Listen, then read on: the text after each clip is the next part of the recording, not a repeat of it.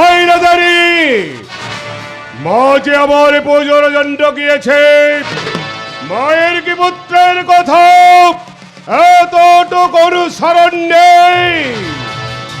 মাকে আমি একবার ডেকেই দেখি। মা!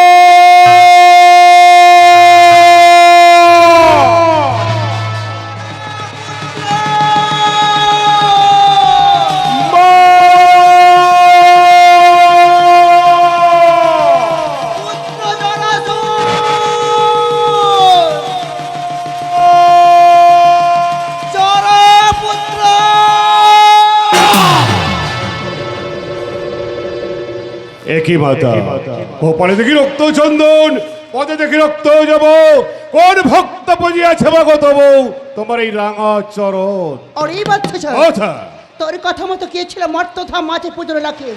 ওই মর্তধাম মাঝে আমার একনিষ্ঠ ভক্ত দেবদাস তার কর্ণ কুঠিরে বসে বসে এক মনে এক ধ্যানে সে আমার পুজো করেছে বাবা। তাই নাকি বলতে? তাহলে ভাই প্রসাদ দাও। তোকে আমি কেমন করে প্রসাদ দেবো রে বাবা? কেমন করে?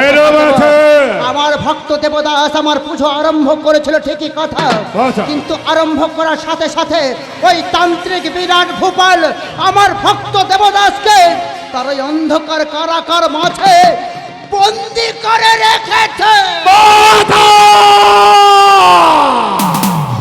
দেখুন কেন তুমি আমায় স্মরণ করলে না? পরে দেখতে ওই মত গর্বিত বিরাটের মস্তক পুকুরের মুখে সেখানে কুকুররা টুকরে টুকরে খেত মাথা। না বাবা না, মাথা বিরাট ভূপালকে যদি আমরা প্রাণে মারি তাহলে মধ্য রাজ্য মাঝে আমার পুজোর প্রচার হবে না। বল বাবা বল, অন্য যদি কোনো উপায় থাকে আমায় যুক্তি বল বাবা, আমায় যুক্তি বল।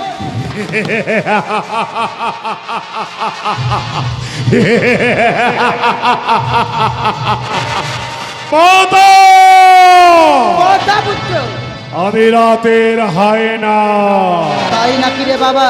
দিনের বাজে পাখি দুইটা মল আমি যে পাইলি করা।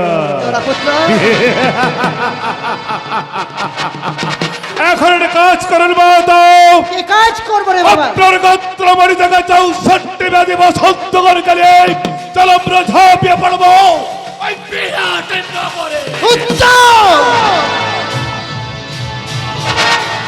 উত্তম চুক্তি বলেছিস বাবা, উত্তম চুক্তি বলেছিস। তাই আমি তোরই কথা মতো আমার ব্যাধি বসন্তগণকে আহ্বান করে একে একে আমরা এই মুহূর্তে ঝাঁপিয়ে পড়ব ওই মধ্য রাজ্য মাঝে।